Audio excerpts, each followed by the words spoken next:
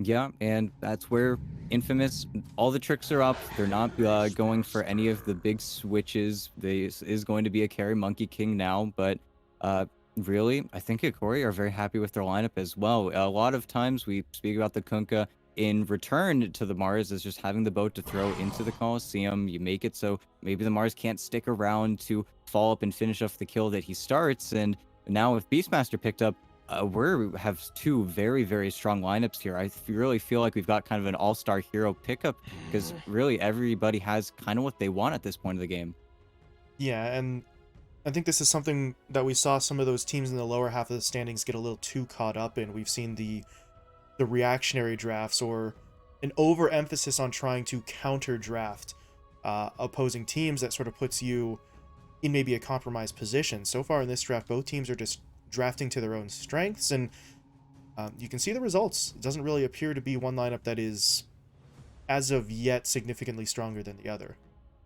Yeah, and now both teams very clearly, I think Infamous looking for, I want to say their mid laner, but before definitely seen Alone take the Monkey versus the Kunkka mid. I think that's why Hikori take off the PA, which again is the flexibility that Infamous can still use to their advantage here. But after 4 carry bans, we could see them go for that, but at the same time, I feel like why even bother at that point? I think they're going to be much happier going for another carry and not having the first pick out here. I think that's where Infamous do have kind of the advantage here. It's one of the few cases where not having last pick after everybody knowing what both teams are going for, you kind of are going to be picking from the same hero pool. So being able to just have that one pick advantage could be enough for them to get something that they could want even further. But I think if they pick up a hero like the Storm Spirit, maybe for Infamous, just give Lumiere his Monkey King, then well, they've got a relatively perfect lineup. Everything is going to kind of gel for them.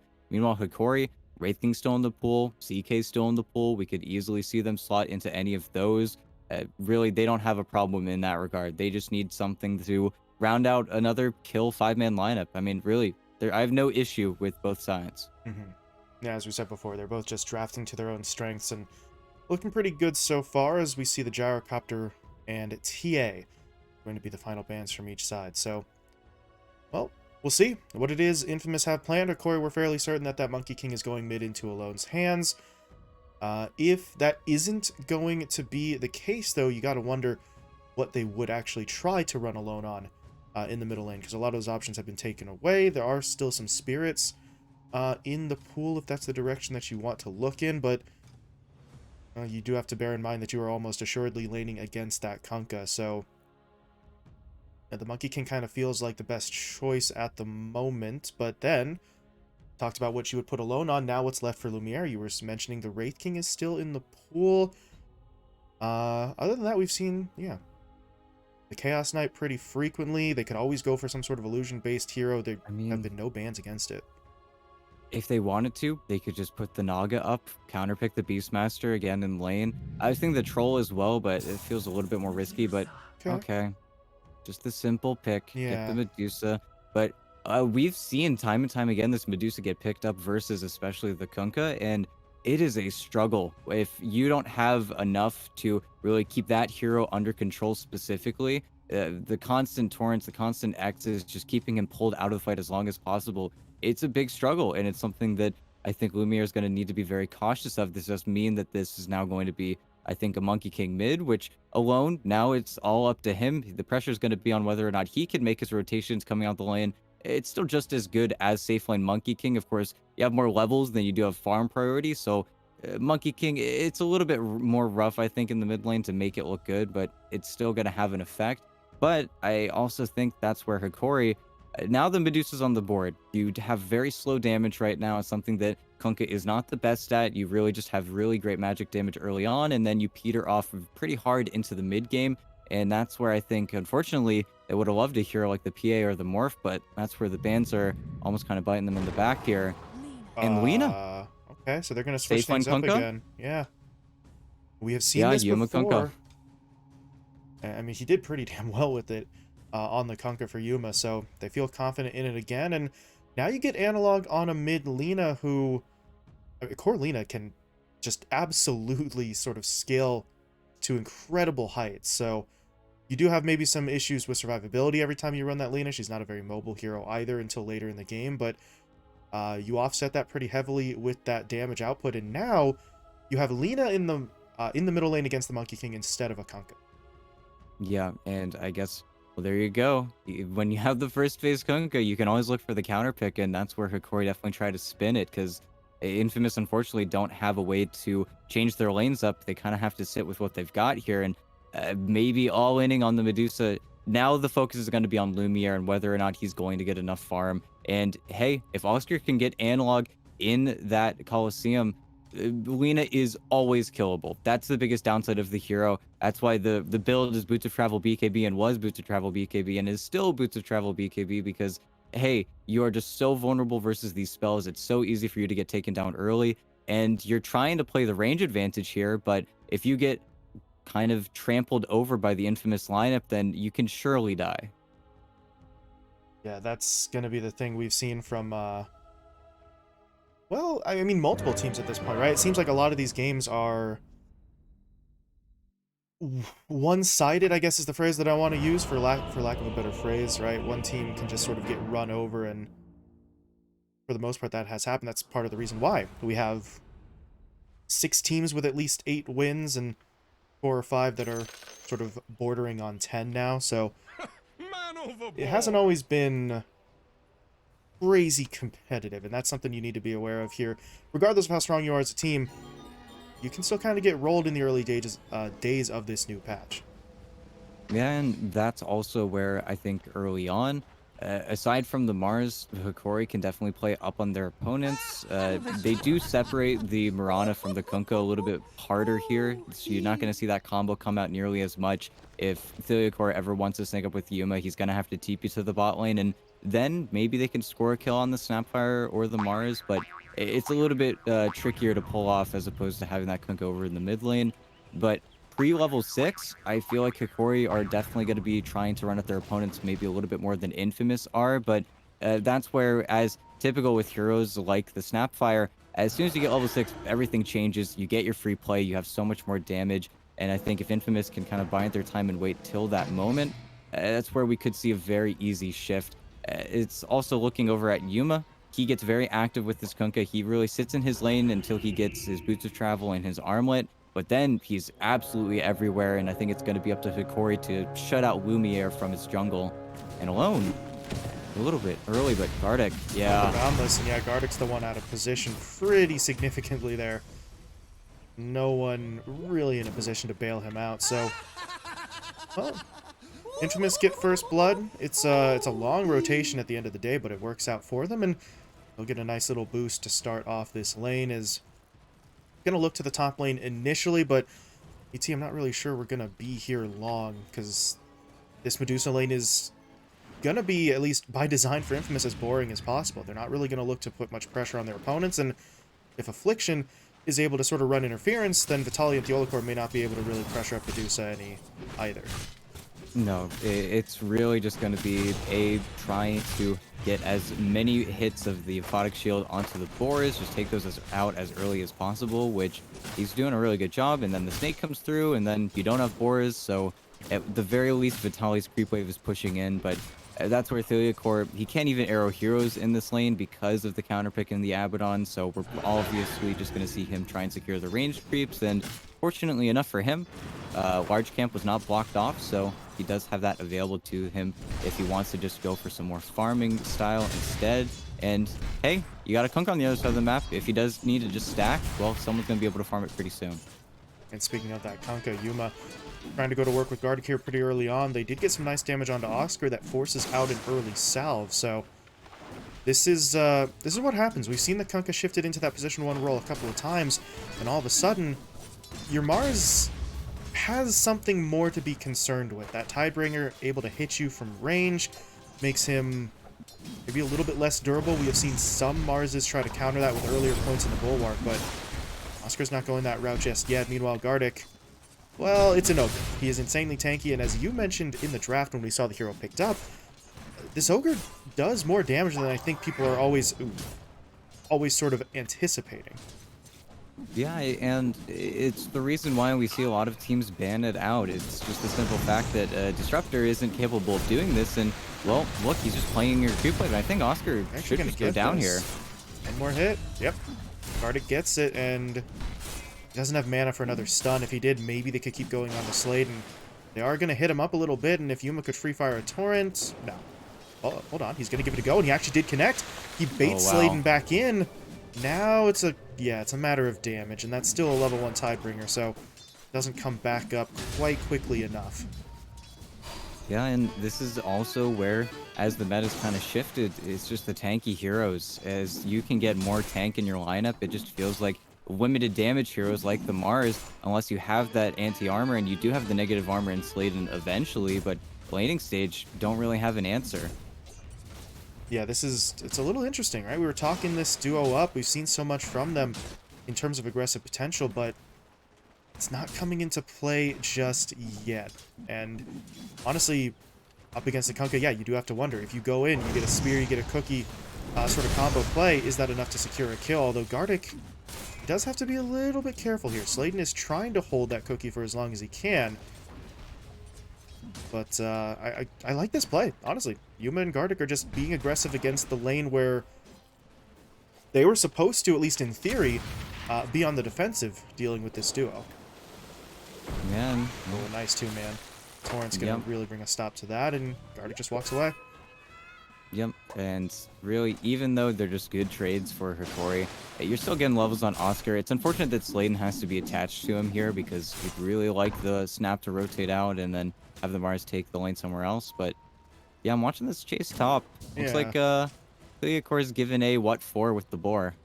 I mean, I was wondering at a certain point, would he try for the arrow? That seems like a pretty easy dodge from Affliction, but you never know. But he's not going to go for it. Meanwhile, back down bot, Gardic finally going to get hit up by that duo, but look at him fight his way through it. He still goes down, but he sets up Yuma for the kill. And now it might be Oh. two. The X comes in, the Torrent's going to be there, the Tidebringer connects, and that is a fantastic trade. Gardic laying his life out there for a double kill for his carry. This lane is starting to look a little problematic for Infamous. Yeah, and now you're just going to get that level 6 so much sooner on Yuma because you gave that XP just over to him. And it's a really nice start for him. At the very least, Oscar gets, I want to say, 3 range creeps and a full wave underneath his tower, so nothing Yuma can do to fix that. But that's also where, as soon as you get to the stage on the Kunkka, hey, Gardic's free to roam. He's free to go anywhere else, and I think if he can show up in the top lane, you could really see problems start to spout there. But Analog, he's getting played on mid by Sladen. Cookie Stun is going to be there. Alone will hold the Boundless for as long as he can, but he throws it out there looking for the damage, Ooh. jumps back in with the Primal. And that is going to be enough for the kill. Gardic is looking for a return play, though. With the tower shots coming in, he might be able to get this, but the Mischief allows Alone to dodge it. Gardic's now the one in trouble, trying to fall back to the tower. Looks like he will live. Meanwhile, elsewhere, Affliction does end up getting taken down in the top lane, trying to just hide in that tree line. But that 1-for-1, very much in Infamous's favor as they get the mid laner down. Yeah, and it's unfortunate for Analog. Maybe if he holds the stun just a little bit there, doesn't get dodged out by the Primal Spring, then that kill looks a little bit more difficult. But that's also where, if Alone can start to snowball himself, then we start to see him appear in the other lanes. Definitely going to make a rotation towards bottom as soon as Oscar gets level 6, and they can get a cheeky kill on Yuma before the armlet. That would be huge for them. Because right now, unfortunately, the top side of Infamous's lineup has been forced to more or less give Vitaly this free lane, and he's about to finish his Helm of the Dominator, has the Primal Roar up, and a cart coming in, so you're gonna have to walk up there eventually on Lumiere, but this is gonna be a nice chunk of damage on the tier 1. Yeah, should be able to get quite a bit of this down, and, well, if nobody's coming up, he might actually just get this. It's already down to half HP before Affliction even shows up. Yeah, I think maybe just moved around their heroes a little bit too much, because, yeah, this is just feeling pretty free. A's going to try and run down the Siege Creep or drag the wave, and he's doing a good job, but it does feel like it's coming just a little bit too late here, because they haven't had to rotate anyone else. It's just Vitaly tanking with his Helm of Iron Will, and yeah, this is just going to be a finished off tower, and A needs to be careful, because he could just get roared into arrow, and he's pretty much done. There's step 1, there's step 2, and that's a pretty easy kill.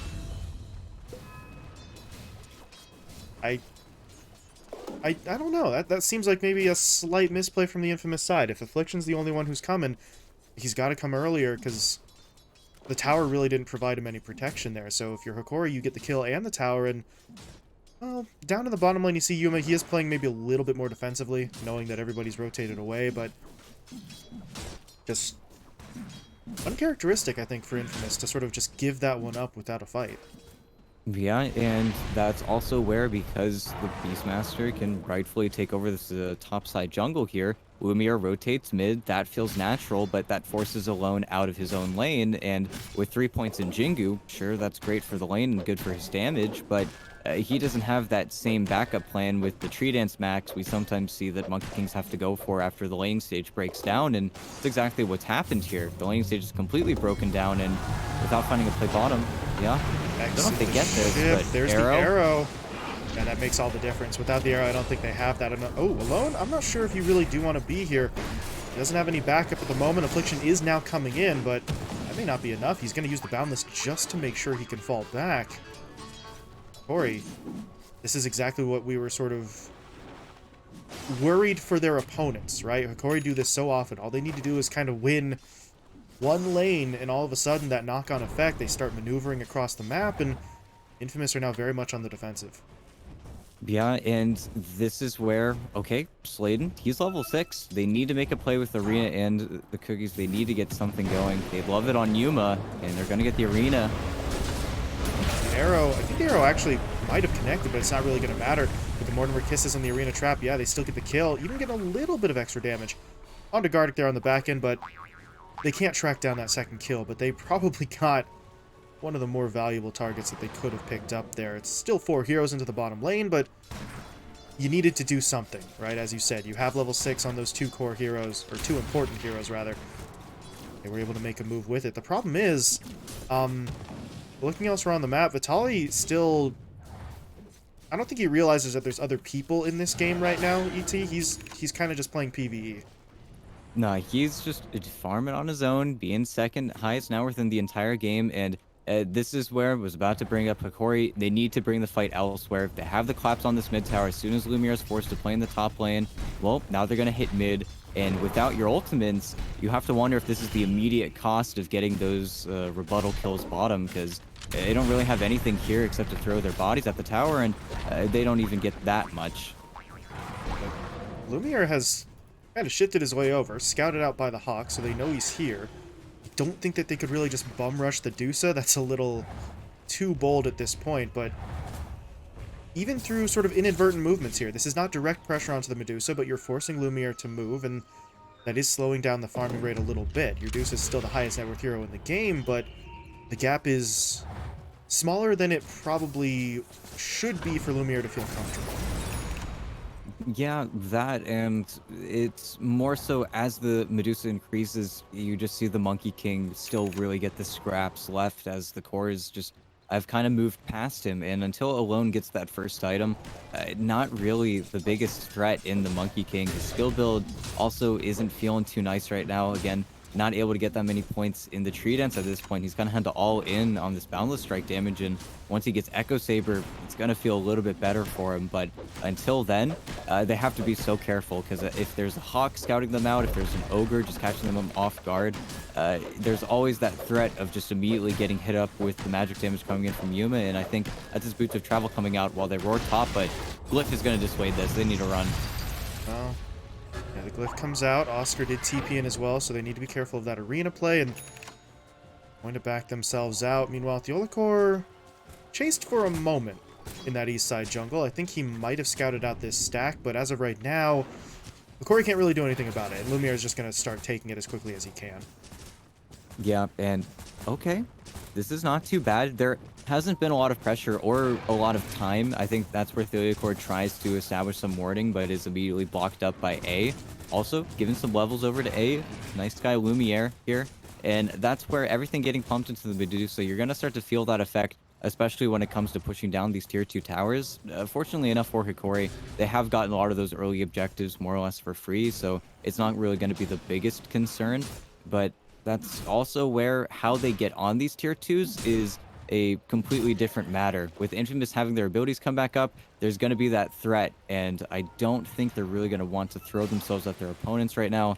Instead, we might be waiting for Hokori's first set of items here, and really big items on deck. Come with the overlord for the Beastmaster, BKB on Lena. With that, I think they could finally take another jab at those objectives, but more time for Lumiere, and Lumiere's not messing around. He's just immediately looking for that Scotty, and that is your game-winning item here. Mhm. Definitely need that more than the completion of a Manta at this point, because really there's not too much that a Manta Dodge is going to be able to do for you unless you just straight up avoid the lockdown in the first place. So see how quickly that progress can come as Gardic is going to get hit up here. The Mortimer Kisses are going to fly through as well. That, well, it secures the kill, that's for sure. I'm not 100% sure they needed to put that on that long cooldown, but Infamous are really just trying to make space however they can, and that kill is going to give them an opportunity here to maybe clear out their north side jungle a little bit, because this has been an area where Hokori continue to have and have had access to it really in equal parts throughout this game so far. Yeah, and they need to kick out, I think, Vitaly just a little bit more. He's still going to farm up in this area. You never really leave the same side of the map with this Beastmaster. And having this ward, they do have somewhere to smoke to and make the play later, but we're also waiting for Infamous to finish up their items, especially the Blink on Oscar. Just then they have an easy entrance onto the backline, and there is still that threat of Analog just straight up dying in a Mars Coliseum. Analog has done really nothing in this game as of yet. He's been forced to really wait. And, talking about 731, Fire Your Soul being changed in a very interesting way. Max charges increased from 3 to 7. It's a very strange thing to look at if you haven't played Dota in a while, but it's also where maybe the hero feels slightly more consistent. At the same time, I feel like it's more or less the same, but at the very least, he's been getting a lot of these runes. He's been having that river control pretty much the entire game. As alone, doesn't really have any sense playing on the runes. I feel like the change to Fiery Soul, as I'm mousing over the tooltip there for people to see, the changes gains a charge whenever a spell damages an enemy. So I feel like the intention in changing that and then giving you higher stacks was to reward actually hitting your spells. We see a lot of Lena players in the past, the idea was just you continuously throw spells out there, especially in the late game stage, to keep your charges up, and that was the way that you had to play it, but that kind of meant that you weren't rewarded for hitting your spells, you were just rewarded for using them. So maybe in this regard it makes the Lena a little bit more, careful with where she puts the abilities. But we'll have to see what Analog does, because as you said, it has been a quiet game. The farming has been solid for that Lena for sure, but no kills, no assists, one death from that gank into the middle lane 10 minutes ago at this stage. So we'll see what Analog can do once the BKB is completed, but until then, just going to continue to farm. Yeah, and that's where, like the smoke, this is on the Blink Dagger. If they could find Vitaly in an arena, that'd be a massive kill, and that's for Kardik. Yep, they're not looking past him, but they might have to settle so close. I don't think he realized how close Vitaly actually was here, and he's going to scout it out just a little bit too late. And Gardic, hey, he's playing the sacrificial guy. He's just giving the kills away, but it doesn't feel like it matters all too much here as the rest of Hokori kind of get to envelop the rest of the map, where again, you're playing very close with Oscar and alone, and you kind of have to. You need to get your worth out of the Blink Dagger at this stage, but it still feels like you're playing two cores in the lane where everyone on Hokori can play much more split, much more individualized. Yeah, they're just trying to maximize time right now. And, well, I hit a power spike before the Medusa gets dangerous on the Infamous side, but how close are we to that Scotty? Ooh, we really are getting there. Lumiere only about 1,000 gold away from finishing that off, and then life for Hokori becomes not very fun. Meanwhile, we continue to sort of talk about Alone having to sacrifice his farm. He just got his Echo Saber finished off at 16 minutes, so Medusa looks great, but Medusa may be the only one dishing out significant damage for quite a while. Yeah, and I was wondering when they were going to do this, but this is a really sick Roche actually from Hokori, and this is under the nose of Infamous. They have all of their ultimates. This is something they would want to fight, but they just don't know about it. And with the vision placed by Gardic and him, again, setting himself up in these top areas, they get the Roche, what feels like for free here. And I was wondering whether or not they'd have to wait for maybe Analog having a crit stick before it happens, but it just goes with the finish of Helm of the Overlord on Beastmaster, and hey, that is a really nice Aegis on Analog, and finishes BKB at the same time, so he's not pressed at all, and ooh, oh, got arrowed after. Oh, that They arrow. get to stick around now. They set up for another LSA, not quite yet, but okay, that solves that problem. Laguna to the face kills Affliction, but up in the top lane, they went in on to Yuma. He was a little bit too far from his backup. Hokori are bringing the heroes in now, so they should trade out for Oscar. And now they've got to deal with it alone. The Olakor went hunting, but he went hunting by himself against a Monkey King that was honestly still in a pretty solid spot HP-wise, but now Alone's got to get himself out of here. Can he TP away? Is there a roar? They don't need it. They throw it out anyway, but Analog was already there with that Light Strike Array for the stun, and now the death of Yuma really is not going to matter quite as much. It's unfortunate, but you still traded it out for 3 on the other side. Yeah, and it was a nice setup from Infamous, just staying in the tree line pretty quiet. As soon as they saw, I think, 3 heroes set up to kill the Abaddon, then they knew that the Kunkka was relatively alone, but that's where Hokori having... Oh. What is that attack range on this Ice Shaman? It's huge, actually. That doesn't make sense. Hey, just as broken as it was in Ag's Labyrinth. God. Yeah, that many a run ended by that guy right there. Hate him. Vitali, unfortunately, going to lose his buddy as well as his life as he gets picked off. So, well, nice response from Infamous. Respawn, get back in there, recognizing Hokori did not back out. Well, when they probably should have. We'll be able to find a return kill. Keeps them even on the kill count, 9-9 actually, which is kind of surprising because they are significantly further behind net worth-wise. 3k down is not massive, but it's not great. And it just kind of goes to show the disparity between Medusa's farm versus everyone else on the team. Yeah, and even seeing Slayton get some farming time to himself. He has a full Ags. Something the rest of the snappers in the tournament haven't prioritized, especially with Shard being at 15. We always see the Blink Shard pretty much first, but Slayton's gone for the gamble. Now, who's he chucking is going to be the real question.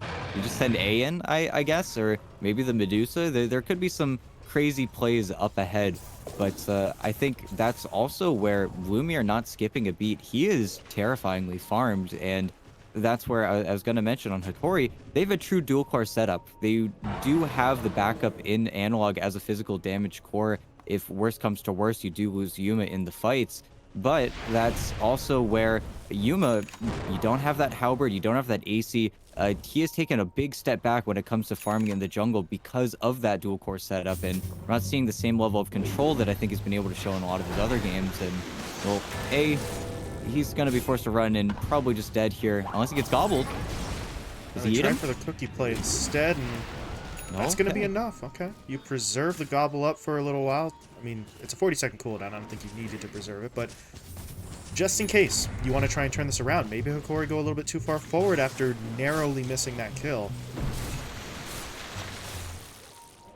We shall see what the game plan is at this point, as Analog didn't really want to chase there, instead just goes after the tower. We'll be able to claim it, and at this point with the heroes that they have in the area, ET, they could just really go after the tier 2, and I don't think Infamous want to come over and defend it. Nope, definitely not. I think that once Hokori have their full push set up, it's just a little bit too difficult. They'll glyph, though, which is interesting because now, if they want to, Hokori have this play where they just immediately run out the high ground, force your entire lineup back to the base, because as much as Lumiere is a problem right now, he does need to be here to actually defend, and I think, yeah, we're going to see everybody flood back TP-wise. A really strange glyph for me. It's only 40 seconds on Aegis, so it's not the biggest threat, but without the setup, and there's the gobble. They throw Lumiere in, but, That was interesting. Oh, hold on. Okay. Got Analog up in the double stun, but if they kill him off now, that Aegis is going to bring him right back in. But that's a nice play from Alone. Unfortunately, he just got his tree cut down, so he is going to get stunned up. The roar's there. They take him down. Alone dead at the start of the fight. That arena is going to come out too late. There's really nothing that they can do. Oscar gets finished off, and Lumiere, he's got to fall back. We're going to try and get him back into the base with the cookie. That's a nice play, but it means Affliction is going to soak up a lot of this damage, and he's going to be taken down as well. Hokori marching their way forward, but there's going to be the kisses coming through. Analog falls. Yuma dead as well. A little bit too far for Hokori. Did not show enough respect to the Snapfire. Now Luminere's going to get launched forward onto Vitali. They need to be able to protect him. Yule Scepter coming into play, but this is just the two supports. They're not exactly going to be able to stop Luminere any further than that. They do have to run away. Vitali TP'd out, though, and Gardic should be able to do the same. Yeah, and very close there. Almost got a kill into Vitali, but just both cores running off the high ground there after the BKBs. It felt like a little bit too much of a rushed play from them, but Slade kind of saving the game there. I felt like for a second they almost had enough in the tank to just immediately swap onto Lumiere, and then he wouldn't have been able to take the 5v1, but that's where the Snapfire really turned things around. And hey, Slade, he's known for not skipping a beat. He's known for being incredibly farmed in his games and kind of living up to the name still. Yeah, that was, I mean, that was incredible. And that opportunity really only exists because of the overextension from Yuma and Analog, but good on Sladen to recognize that that had happened and throw the kisses out there in a position where he knew neither one of those heroes was getting to him before he was going to have the damage to kill them off. So, like you said, that's game-changing, because your high ground did not... Well, it took a pretty substantial amount of damage, but the Tier 3 tower is still standing. The Medusa didn't die, so you're getting all that more money and experience into Lumiere's hands. And well, if you're Hokori, you can't afford to make that mistake again. Yuma and Analog, as you said, are the true sort of dual-core setup damage-wise, but if you lose both of them, then there's nothing left. Vitali can't exactly carry a teamfight by himself. Yeah, and that's where we still have on Infamous kind of the wild card in alone. If he gets his BKB off there, then I think everything kind of changes. But again, the gobble play with Lumiere, just throwing the snake around, and nice. Perfect. Not getting away. And, well, under normal circumstances, that would be a very strange play to throw your Medusa forward like that. But, I mean, with the Scotty, throw him in. Even if the spit out actually doesn't connect physically, you get the Medusa close enough to start getting the Scotty down for the slow, and it works, I suppose. It's a little bit weird, but it definitely works. Yeah, and that's also where, as we talk about with Medusa lineups, what's going to become the name of the game for Hokori is whether they can find everyone else first. I think we're going to need to see a prioritization of these supports, and then maybe they can get a fight going that's going to feel in their advantage. But I think Infamous, they're doing a really good job of setting themselves up, especially if this is going to be the fastest Roche timer we'll see in 13 seconds. But I honestly think Hokori need to bide their time. They need to wait for that next set of items, and they're working hard towards it. AC on Yuma, I can only assume Analog's either going to queue up the Scotty or the Satanic, and that's what he's going to go for. But that's where I think the closing gap and the Ags on Sladen is just going to be brutal, because we're still in that situation where there is only one Scotty on board here. If Lumiere's ever able to get on top of the Lina, it's still just that crippling an effect versus the ranged hero that you can't really manage a team fight post that. Not to mention, Lumiere's been very patient, more patient than I think we've seen Medusa's been in this tournament yet with his Stone Gaze. We haven't seen the first poke from Hokori and then the follow-up fight. Lumiere's just always had his spell available to him. Yeah, he's been holding his fire, at least on the ult, to a degree that, as you said, we have not seen yet. So many Medusas are... I don't want to say panicking, that's a little too harsh, but it seems like in a lot of instances their first response is to throw that ult out when they're in trouble. As Yuma... Okay. Had the X to pull himself back, he's going to be fine. The spit out play doesn't quite have that long of a range. So Hokori will back themselves away, but as you said, if you're Yuma, you just need to back out there, because you really can't afford to take that fight. This AC really does have to be finished off, but he may not get the chance to finish it in time, because Infamous are looking to invade that west side jungle. Arrow thrown out, not going to connect, and now you're starting to lose out on farming space. I suppose the good news on the other side of things is that Vitali and Analog are farming in that east side jungle, but Yuma's going to get in trouble again. That X has to be used. Oh boy. Every time he does that, it's just feeling a little bit dangerous. We have seen in the past the Kunkas get sort of just taken down before the X pullback even comes out, so a little bit nerve-wracking when he does that, but Analog actually just forced out a glyph. He's still going to get the tower here. Yeah, but in tow, you do lose the Roche, and that is a big loss, and Analog needs to be so careful here. What a BKB! Oh my goodness. Meanwhile, the fight in the river continues. The Olacor does get taken down back inside the base. So yeah, the BKB going to allow him to get away and get the melee rack. Ooh. So overall, Okay, you know, there's an Aegis on Dusa, that's a problem, but you did some significant damage to the base. Now Yuma's got to get away. He's got the armlet toggled, but yeah, he's doesn't get the opportunity to sort of toggle it back on as Lumiere just takes him down. So that makes that play a little bit less fantastic with Yuma being picked off, but at least Analog does something. And right now, that might have to be the way that they play this game out for the next few minutes, because you're already having trouble getting onto Lumiere. Haven't killed him a single time in this game. Now you're going to have to take him down twice in the same fight. So it might be time to sort of just duck that Medusa as much as possible.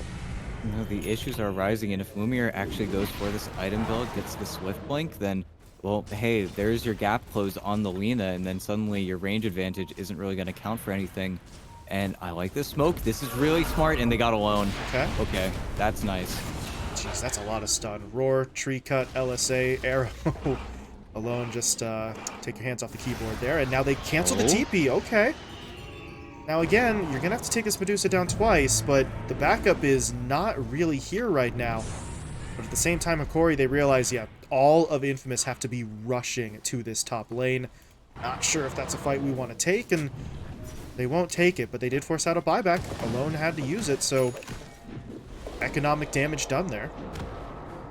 yeah, and really economic damage on the, unfortunately, worst hero it could have possibly happened to, just because Alone is still Right. really scraping the bottom of the barrel here when it comes to finding his own game, but he doesn't need a lot, is the good news. He does have a BKB, he's got an Echo Saber.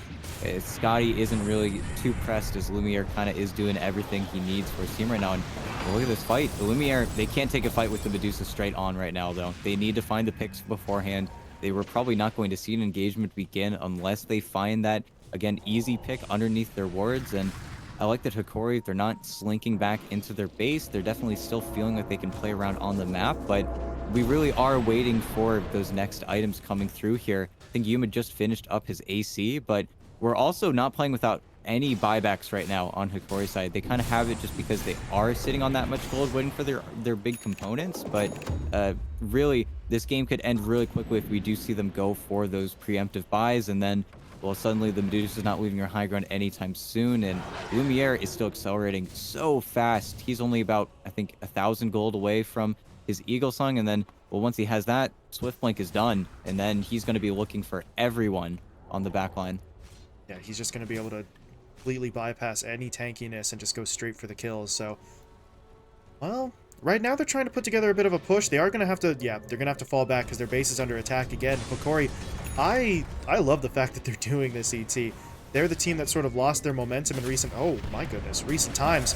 But they're trying to go on the offensive. They are going to jump in onto Oscar here, although Vitali's actually the one dropping low. He is actually going to get taken down inside of that arena. The roar was used, not really going to be effective, and just when I talked about them playing aggressively, Vitali goes forward, the rest of the team falls back, and miscommunication cost the Beastmaster his life. No, and you're completely right. They're ahead of the exchange. They've already gotten all of these tier 2 towers down, so they can definitely just make the play for the tier 3. And that almost looked sick. The Monkey King canceled his TP. He thought as soon as they abandoned the high ground, there was no way they come back and look for that play. So they would have caught Infamous completely off guard if Vitaly just, I think, had the vision. I think he got fogged on the ramp, so he didn't have anything for the Primal Roar, but that was so close to just an incredible play coming in from Hokori, just catching their opponents completely off guard. Because again, the TPs had stopped for at least a piece of the lineup there, and then I think they would have been able to find those pickups that maybe would have led towards that messy engagement that Lumiere perhaps doesn't want to show up to. But it just a little bit of a hesitation from the Beastmaster kind of results in his death. And without a BKB, well, he's still very vulnerable. He's actually gone back for the Solar Crest because that is one of the answers versus the Medusa is to just put as much anti-armor on him as you can possibly amass. And in the AC as well, that's definitely the game they're trying to play here. But if not a hero like, I want to say the Slardar or even the TA, it doesn't feel like it's going to be as big of an issue that Lumiere has to deal with as sometimes he's forced to. Yeah, I mean, the Solar Crest is going to be fantastic if you can apply it to him, but that's not exactly consistent armor reduction that you're going to have every time, so it could still help, especially with the right-click build that we're seeing out from this Lina, right? The MKB finished up, and I believe Analog just finished off his Satanic as well. actually select the courier while it's paused. That seemed right, but No, but he did buy out. He did buy out. yeah. So Satanic should be there, but that means, as you said, you've bought out. Your buyback is not going to be there, and Infamous, now is the time for them to try and maybe push forward here. They've still got a minute 17 on that Aegis, so let's see what they can find, and let's see how well Hokori can avoid this, because they have to wait out the Aegis, they have to wait out the death timer for their Beastmaster, but well, right now they need the Olacore back in. That is the reason for the pause. The Mirana is currently disconnected, so just need the Olacore back in here, and then hopefully we can get things ready to go. But Hokori are starting to get into, well, not starting to get into, they're very much into dangerous territory right now, because how many items? What is the tipping point, ET, where this team thinks, you know what, we think we can confidently take Medusa down now? I really think once you have this full data list on analog, we could see maybe a little bit of hope there. But I think that's also where the Swift Blink from Lumiere is just absolutely crushing. If you, again, ever find that Scotty slow, you just run in with the Stone Gaze, just try to get in front of her. You could completely lock her out of the fight. And I think that's where we need to see that poke style play from Hikori, where you force a reaction out of Infamous. You hope Oscar doesn't catch you with an arena on the return, and then you get those spells used and you get to play around those long cooldowns. Because without that, I don't think there's any way they can beat Lumiere when he has the Stone Gaze. I think there's just no shot, especially when he's starting to march up to the high ground. And I mean, that's why we've seen Sladen spit him for the past 10 minutes, just because they're constantly looking for the initiation, even though Oscar hasn't always been able to provide it. That's where they're just constantly looking for a fight. And I think Hikori, we're getting the tools slowly but surely. We've got the halberd queued up on Kunkka. Once he has that, I think that's going to be a massive tool. I'd love to see him get the Ag Shard as well, just because, of course, while you're getting dragged along, you can't attack. It's almost a pseudo disarm at this point. And I think amassing those types of abilities, it's just crucial for them. We had a bit of a false start there on the resume, as Oscar just needed an extra moment, but we are ready now. So the Olacore is back in, we're ready to go, and we're back to that same situation. Vitali gotta wait out the death timer, and Infamous, well, here's the thing. Their opponents are going to want to wait out this Aegis, right? But if you're Lumiere, you're not really going to be pressing too hard to try and make a play in the next 50 seconds before your Aegis expires. He's just kind of taking this slow, pushing out the bottom lane, and once the Aegis goes down, he can just sort of replace that slot with the Swift Blink, so you don't really have that urgency that, oh, we're losing Aegis, we have to make a play now. They know they can just take this very methodically, and all the pressure is kind of on the Hokori side to really make that move.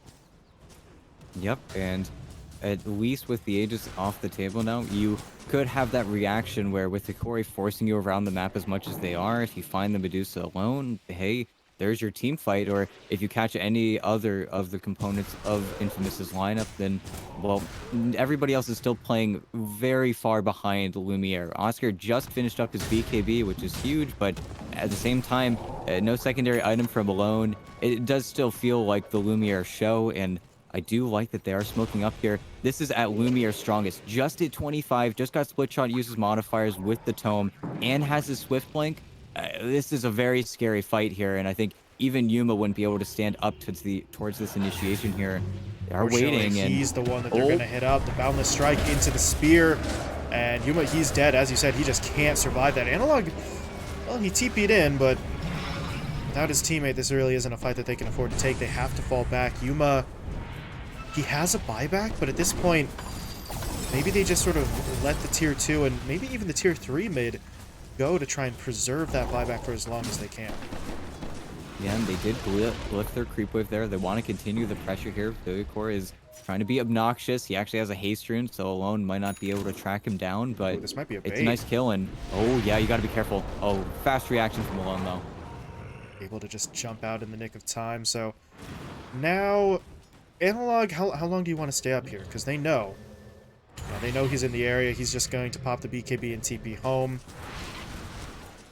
At the end of the day, the BKB actually would not have been necessary, but you have no idea that that's the case, right? It's definitely worthwhile. If you don't pop your BKB there and you somehow get stunned on the opposite end of the map, then Hokori's defense just can't happen beyond that point. No, then they would just be broken, but that's also where, in the meantime, Infamous, they got your last tier 2. They can now put pressure on your high ground. Hikori's split push play is not going to be nearly as effective. The game's really evened out here, and even though they... Okay, they're coming. Here's another smoke plate. They're looking for more heroes. They'd love to find Vitaly this time around, but Yuma just That's TP's an in. awkward TP. He is going to get hit up immediately. Ghost Ship is going to be deployed this time, but the Spirit Stun is still there. Put him in a very strange position, but they're going to be able to stun him up a second time. Someone's got to help Yuma, but he's stuck on this cliff. He didn't get pushed to the low ground. He's just dead again. And this time there is no buyback. He spent his money, so... This fight's over. Analog's dead, and Infamous... They're just going to be able to waltz into their opponent's base and do some unbelievable amounts of damage, especially if Vitaly... Vitaly gets caught. He was able to blink away, but Alone doesn't want to give up on the chase. Dive Bomb is a nice little play there, but I think he just needs to Boundless here, and yeah, they'll still find the kill. Yep, and over on the other side, well, they've got Glyph, and they're going to be forced to use it. He has to use the buyback on Lina, but it's so unfortunate that they catch the Lina walking towards the fight, but already used his BKB TP top, so this really is not looking good here. Okay, A tanks the arrow. Not too bad, but... There's the spit. Ooh. Nope, okay. Gotta be so careful.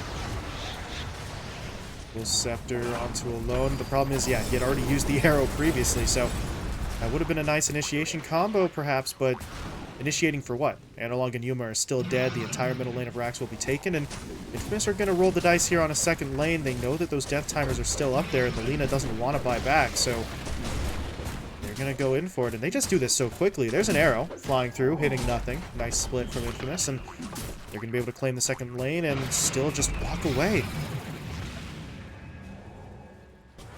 Nobody's going to get caught. Alone that was even a very close TP, but Yuma can't get into X range in time, and Yuma, okay. Forward TP onto the outpost, trying to catch out Sladen. Not going to get the vision on it, but they did hit Affliction a little bit further to the northwest, but at this point, Affliction, cool, take me, kill me. I mean, we got 2 lanes of Rax, none of the cores were even tickled, and this death is not really going to hurt. No, I think really, if he has buyback as well, unfortunately he actually doesn't. I think he bought out a 4-staff, but I think Hokori immediately take the Roche fight. They look for it, and if they can catch that long engagement, well, unfortunately it's going to get scouted out by the illusion pretty much instantly, which is incredibly unfortunate timing here, but they just need to start it. This is a refresher, but it's all up to Oscar and Slade now. If they ruin this fight, and here comes the spit.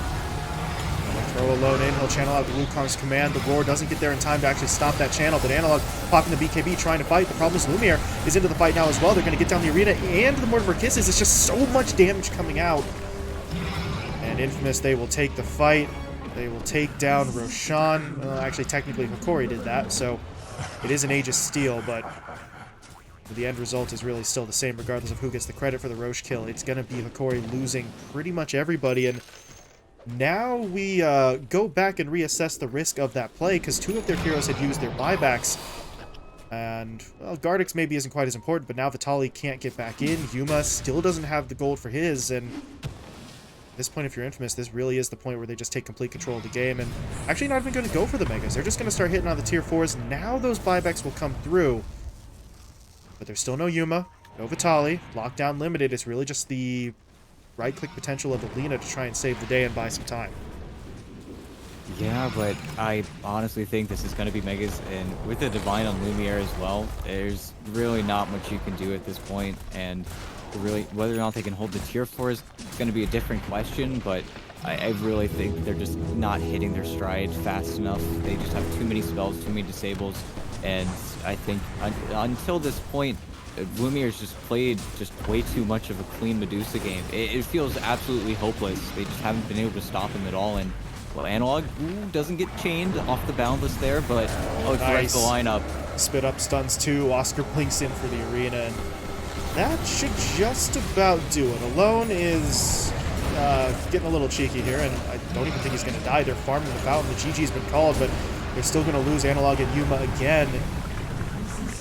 Well, that really kind of encapsulates the way that the last 25 minutes of this game went, ET. Infamous just did whatever they wanted, and Hokori could not respond in the slightest.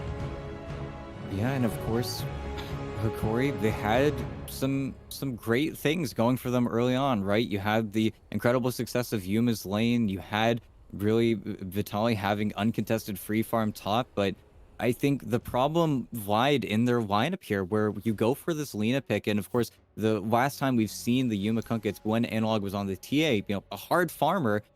But I just feel like this time around, Yuma was so much poorer than we're used to seeing him see, and not to mention Analog was also not really living up to his farming potential here. And maybe it's the change with the Fiery Soul stacks, or maybe it's just with how fast Lumire's Medusa was getting online. But I feel like it was that balance that Infamous were all in on one carry, and that's what it felt like, and that's what they had. And everybody else was just propping that carry up. Hokori did not have that same semblance. And of course, the dual core was working whenever you were playing against only two or three of Lumire's items. But as soon as he became everything, unfortunately, I just felt like there wasn't that same level of play coming out from Hokori's side. And even back to Yuma's build, every time he gets the Boots of Travel, every time he gets it incredibly quick as well. But with the Lena, well, you're hard pressed to have two Boots of Travel carriers on your team. And I think it was just that shift up in gameplay that really stumped Hokori here. And they weren't able to translate some of that early lead into what should have been a pretty stable game plan from them.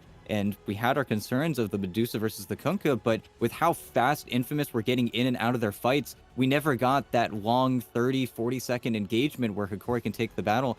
I think maybe if we saw, I don't know, perhaps the Brewmaster come out instead of the Beastmaster, we maybe could have gone those long engagements, but I think Infamous just kind of held them to their guns and I don't want to say outplayed, because Lumiere kind of just outfarmed everyone, and then the Beast was too big. Yeah, I mean, at the end of the day, the strategy was just protect Medusa and see what happens, and Medusa is strong enough where sometimes that strategy alone works. You keep it that simple, and things pan out. 11-0-8 for that Medusa, so at no point was Hokori realistically even close to finding those kills. So I think something's got to change for them. We've seen them do that shift up to put Yuma on the Kunkka before, but yeah, then Analog needs to be put on a hero that sort of works with the Kunkka maybe a little bit better uh, over the long term. Like you said, they had some nice damage earlier on when they were dealing with a weaker Medusa, but that scaling that we were sort of talking up for the Lena really did not come into play. Yeah, and I think, of course, wipe the board. Hikori would level 1-1. That would secure them. And honestly, if it plays out where they get 2 out and then suddenly four Zoomers punching up, oh, I think they're a little starting to sweat a little bit. It would be a tragedy if Hikori don't make upper bracket. Yeah, double-digit wins and then not making upper would be just a little bit weird. You just throw your hands up in the air and say, well, what more could we have done? But Hokori still have a say in this one. Like you said, they would love the 1-1. That would get them into the upper bracket. Meanwhile, for Infamous, this win was the win that they 100% absolutely had to have. They could not walk away empty-handed. They get that first win. Now, if they can get the 2-0, then that gives them a little bit more breathing room. They would go from a tie with Lava and Four Zoomers to then being one game ahead of them. So we'll see. May not be as easy as just sort of throwing the Lumiere Medusa out there a second time, but they do have momentum and maybe a little bit of confidence on their side. So with that in mind, we're going to step away for just a couple of minutes here. We'll be back for the start of the Game 2 draft between Hokori and Inf.